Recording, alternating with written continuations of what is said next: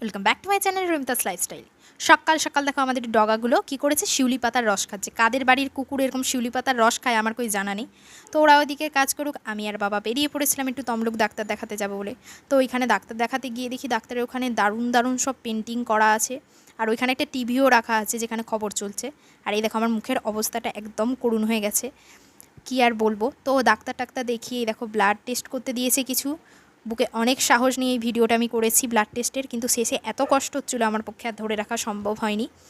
তো তারপরে ব্লাড আরে দিয়ে ওখান থেকে বেরিয়ে এসে আমি আর বাবা বাড়ি এসেছিলাম।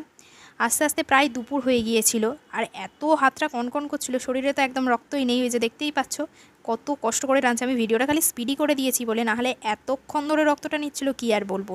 তো আসার সময় একটা আমার বাবা ইলিশ মাছ কিনলো, তো ইলিশ মাছটা নিয়ে বাড়ি চলে এলাম। তো আজকের মতো এতটাই, সবাই ভালো থাকবে, দেখা হচ্ছে নেক্সট ব্লগে। জয় গোপাল।